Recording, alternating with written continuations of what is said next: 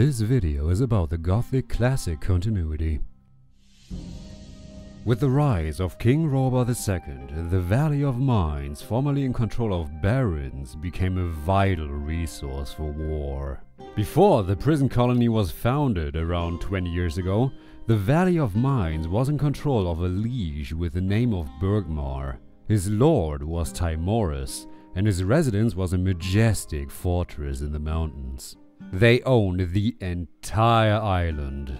Then, Bergmar, in the name of Timoris, sold their lands to the Circle of Fire for 400 pounds of gold, and then mysteriously proceeded to leave the contract behind in the fortress.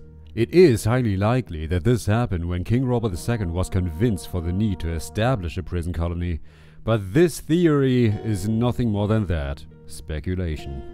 After the king made his dream prison camp a reality, the main residence shifted from the mountains to a location closer to the colony, right in the center of the valley.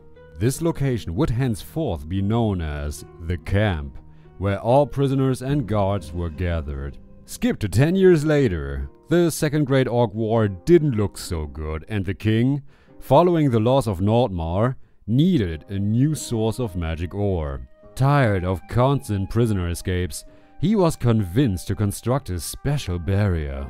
One that allows anything inside, but only permits all that doesn't live to leave. The mages got to work and summoned the barrier. Unfortunately, things turned bad real quick. For a spoiler reason, the barrier enveloped the entire valley instead of just the camp and its mines. So large, in fact, that the summoning mages and their guards were trapped inside as well. Understandably, everyone was extremely confused about the new rooftop in the sky. Unfortunately for the confused, the prisoners took the opportunity. While everybody else was looking at the pretty colors, the prisoners united, armed themselves, and thanks to their numbers, quickly assassinated every guard. After their watchdogs permanently kissed the earth, the prisoners stripped them of armor and weapons, first come, first served. The king had no choice. He had to negotiate.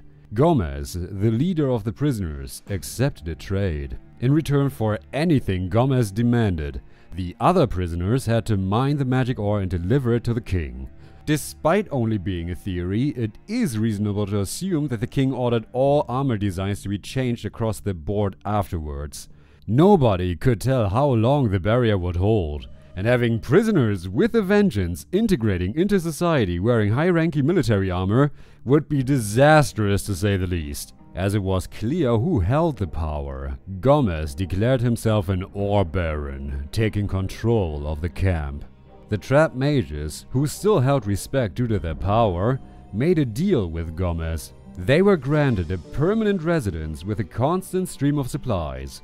In return, they would not interfere with Gomez's business. This decision did not meet everyone's approval. The leader of the fire mages held this decision in contempt. For a short time, he began to conduct black magic and unholy summonings in public, making Gomez and the other mages more than just a little nervous. When the other mages demanded that he stopped, he left the order, disappearing somewhere in the Valley of Mines, from then on believed to be dead.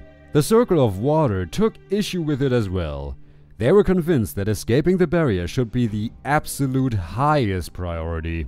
Despite initially wanting to present a united front with the Circle of Fire, the 6 water mages left the camp as well. Luckily, they found help thanks to the dishonored ex-General Lee. He was among the first to be thrown into the barrier, and he hated Gomez. With him at their side, the water mages searched the Valley of Mines for new quarters. They ended up finding a small mine in the northwest, where they quickly established their new camp, in large part thanks to Lee, Homer, and the rest of the followers.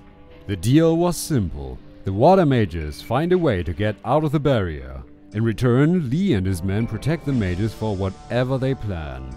The deal did not include anyone who would come to the camp afterwards, so these people, from then on called bandits, were left to do whatever they wanted. Over time, a new camp that could rival the manpower of the camp was born. 5 years later, a digger in the camp, with the name of Iberion, claimed to have received a divine vision.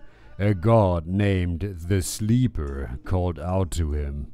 Iberion and his two friends, Kalom and Angar, decided to follow the vision's direction and found a large, abandoned temple in the swamp.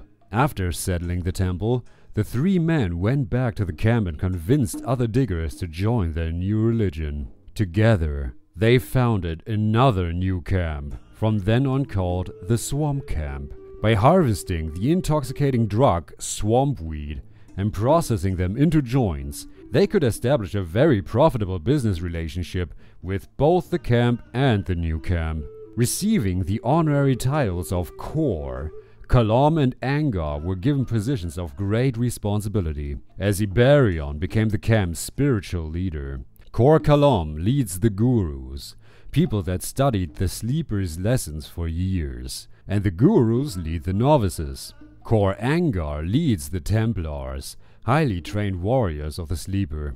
The two cores worked hard to support their leader Iberion, who still attempts to establish further contact with the Sleeper through swampweed.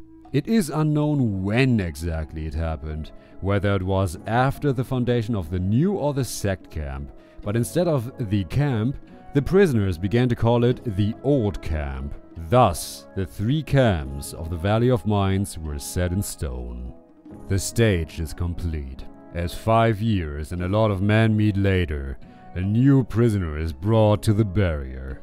But that, dear viewer, is a story for you to experience in the first Gothic game.